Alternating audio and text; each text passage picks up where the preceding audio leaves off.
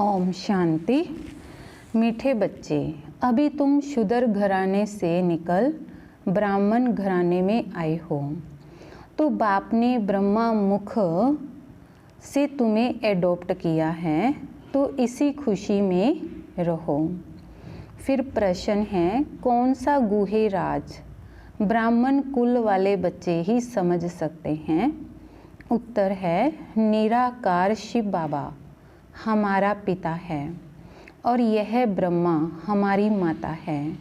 तो निराकार भगवान कैसे माता पिता बंधु सखा बनते हैं?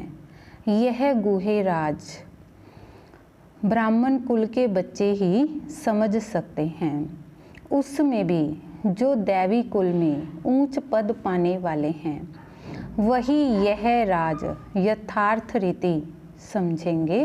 ओम शांति। बच्चे बैठे हैं, समझ रहे हैं कि हमारा बाप दादा आया हुआ है। बाप तो इकट्ठा हो जाता है दादा के साथ, तो कहेंगे बाप दादा आए हैं। तो वह टीचर भी है, बाप दादा के बगैर तो कुछ बता ना सके। बुद्धि चलनी चाहिए, क्योंकि यह नई बात है ना। अज्ञान काल में याद करते हैं सिंगल को, कहेंगे हमारा गुरु फलानी जगह है, उनके शरीर का नाम जप जानते हैं।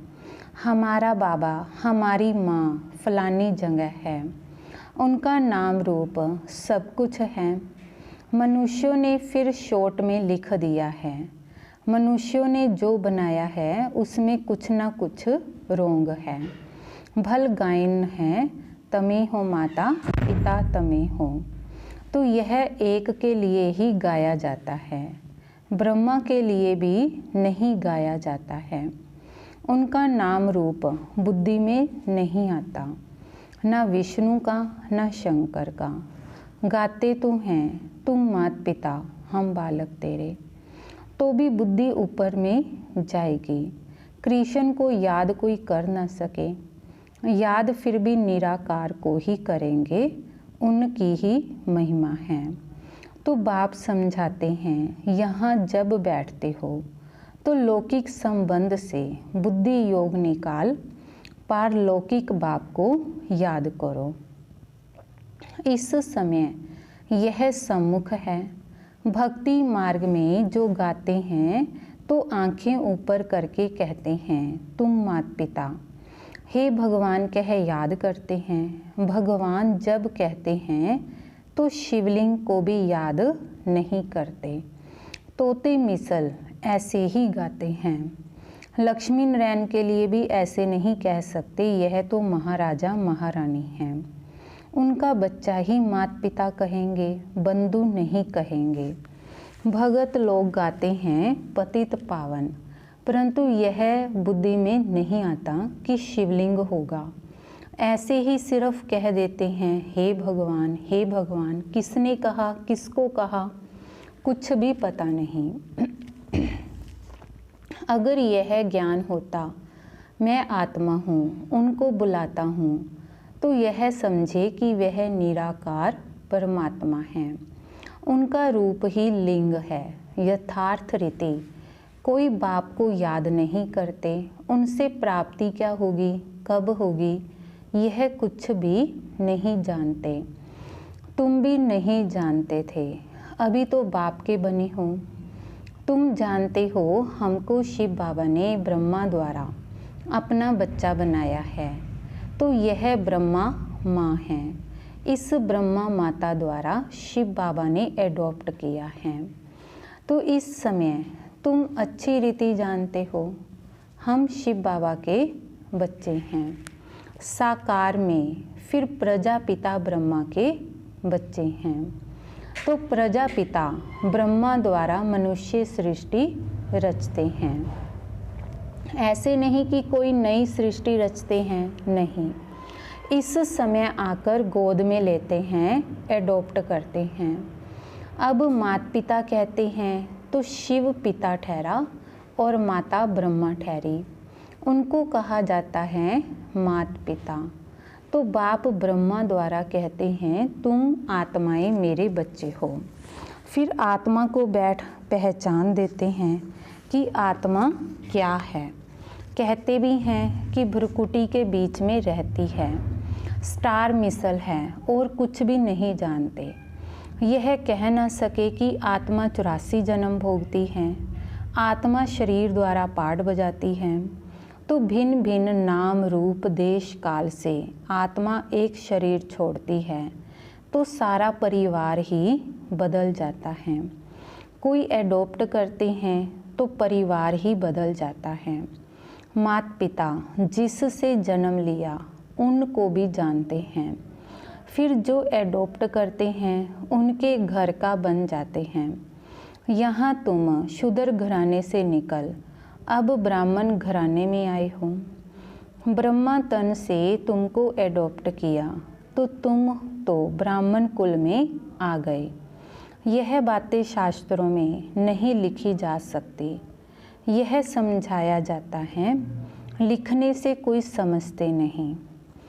अभी तुम बच्चे ही जानते हो कि हम परम पिता परमात्मा की संतान बने हैं। तो यह हो गई माँ। ब्रह्मा को प्रजापिता ही कहते हैं। तो इस द्वारा तुम बच्चों को एडॉप्ट करता हूँ। तो यह कितनी गुप्त बातें हैं, सिवाय सम्मुख के कोई समझ ना सके। समझेंगे भी वह जो इस ब्राह्मण कुल के होंगे, दैवी कुल में ऊंच पद पाने वाले होंगे। नई किसकी बुद्धि में यह बातें बैठेंगी नहीं, न बुद्धि में बैठेगा न किसको समझा सकेंगे। तुम्हारे में भी नंबरवार पुरुषार्थ अनुसार है, जिनकी बुद्धि में बैठता है। गाया जाता है तमे हो माता पिता तमे हो। याद किया जाता है शिव बाबा को। फिर कहते हैं तुम माता पिता। तो एक बाप फिर माता पिता कैसे, यह बातें और कोई समझा ना सके। जैसे शास्त्रों में व्यास ने जो लिखा है वह मनुष्यों ने कंठ कर लिया है, वैसे तुमको भी कहेंगे। तुमको कोई ने बताया है, तुमने कंठ कर दिया है। नए मनुष्य के लिए समझना बड़ा मुश्किल है। यहाँ रहने वाले भी कोई किसको इतना भी समझा नहीं सकते कि तुम आत्मा हो। तुम्हारा बाप परम पिता परमात्मा है। वह बेहद का बाप ही बेहद का वर्षा देते हैं। वर्षा दिया था, फिर पुनर्जन्म लेते लेते 84 जन्म पूरे हुए। अब बाप फिर से वर्षा देने आए हैं। तो यह किसको समझाना कितना सहज है। तुम माता पिता किसको कहा जाता है, विचार की बात है ना। ब्रह्मा द्वारा एडॉप्ट करते हैं, फिर माँ भी जरूर चाहिए। तो जो अनन्य बच्ची होती है, ड्रामा प्लान अनुसार उनको जगत अम्बा का टाइटल दिया जाता है। मेल को जगत अम्बा नहीं कह सकते, इनको जगत पिता कहेंगे। इनका प्रजापिता नाम मशहूर है। अच्छा, प्रजा माता कहाँ? तो एडॉप्ट किया जाता है माता को। आदि देव तो है, फिर आदि देवी को मुकर्रर किया जाता है। जगत अम्बा तो एक ही है, उनकी ही महिमा है। जगत अम्बा पर कितना मेला लगता है, परंतु उनके ऑक्यूपेशन को कोई नहीं जानते। कलकत्ते में काली का मंदिर है, बॉम्बे में भी जगत अम्बा का मंदिर है, शक्ल अलग अलग है। जगत अम्बा है कौन, यह कोई नहीं जानते। उनको भी भगवती कहते हैं। अब जगत अम्बा को भगवती नहीं कह सकते, वह तो ब्राह्मणी हैं, ज्ञान ज्ञानेश्वरी हैं। उनको बाप से ज्ञान मिला है। तुम सब जगत अम्बा के बच्चे हो। ज्ञान सुनकर फिर सुनाते हो। तुम्हारा धंधा ही यह हुआ। तुमको ईश्वर पढ़ाते हैं, कोई मनुष्य नहीं पढ़ाते हैं। यह ब्रह्मा भी तो मनुष्य है। मनुष्य कोई को भी पावन बना नहीं सकते। मनुष्यों की बुद्धि इतनी डल हो गई है जो कुछ भी समझते नहीं हैं। पतित पावन तो एक ही बाप है, वह आते ही हैं पतितों को पावन बनाने। तो यह सारी दुनिया तमो प्रधान है, सब पतित हैं।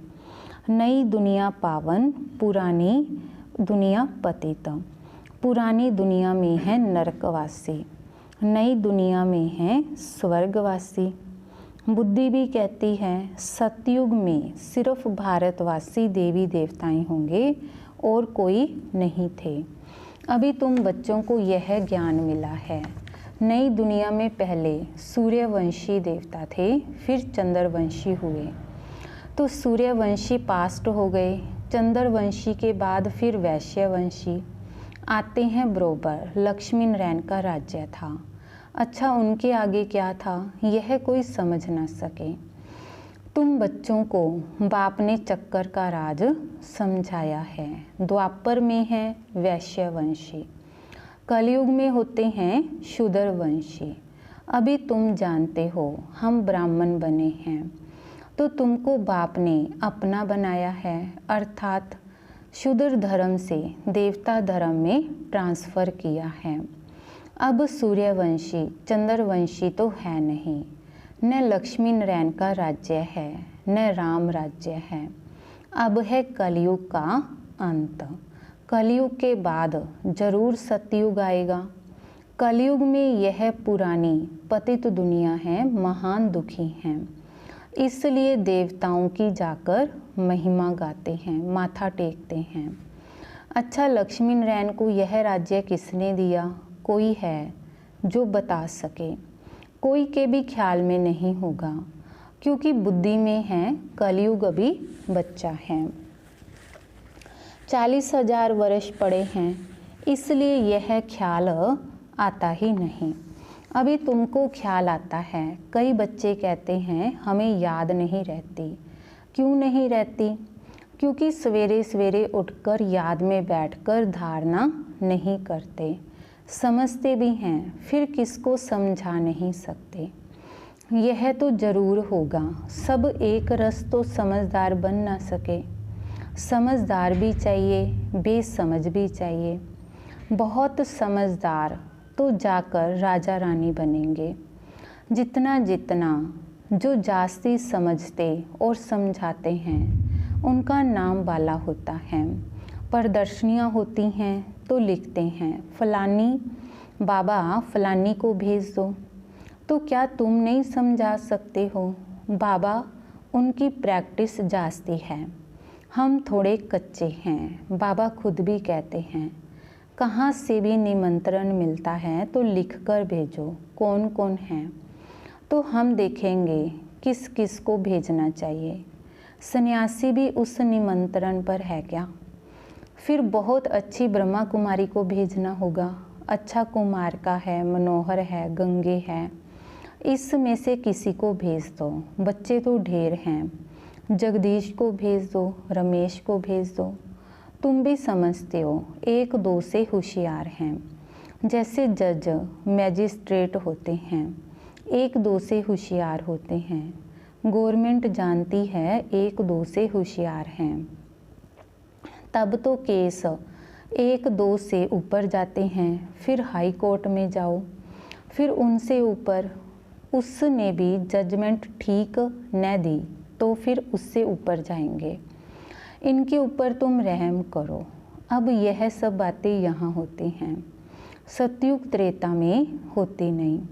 फिर द्वापर में राजा रानी का राज्य होता है, वहाँ तो महाराजा महारानी ही केस संभालते हैं। केस होंगे भी थोड़े, अभी तो तमो प्रधान पतित है ना, तो बादशाह के पास केस जाएगा तो थोड़ी सज़ा दे देते हैं। कड़ी भूल होगी तो कड़ी सज़ा देंगे। यहाँ तो कितने जज वकील ढेर हैं, इतना कारोबार में फ़र्क है। सतयुग में क्या होता है यह किसको पता नहीं। अब बाप ने समझाया है कि कोई से भी पूछो। इन लक्ष्मी नारायण को जानते हो? जैसे विरला है, बहुत मंदिर बनाते रहते हैं, तो कोई अच्छा बच्चा हो उनको चिट्ठी लिखे। कि तुम लक्ष्मी नारायण के मंदिर तो बहुत बनवाते हो, इन्हों को यह राजधानी कैसे मिली, जबकि सतयुग से पहले कलयुग था। कलयुग में तो कुछ है ही नहीं, देवताओं ने तो कोई से लड़ाई भी नहीं की होगी। लड़ाई से कोई विश्व के मालिक बन नहीं सकते। विश्व के मालिक जो थे उन्हों के यह लक्ष्मी नारायण के चित्र रखे हुए हैं। अभी तो है कलयुग, यहाँ लड़ाई चलती है हथियारों की। बाप ने समझाया है कि क्रिश्चियन धर्म वाले भी आपस में मिल जाएं, आपस में प्रीत रखें तो विश्व के मालिक बन सकते हैं, परंतु विश्व के मालिक तो लक्ष्मी नारायण ही बनते हैं। बुद्धि कहती है यह आपस में मिल जाएं तो मालिक बन सकते हैं, परंतु सतयुग में किंग क्वीन तो कोई बन ना सके। ड्रामा ही ऐसा बना हुआ है। अभी हम फिर से योग बल से स्वर्ग का वर्षा ले रहे हैं।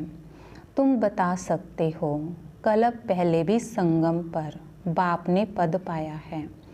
84 जन्म पूरे हुए, फिर से वर्षा ले रहे हैं।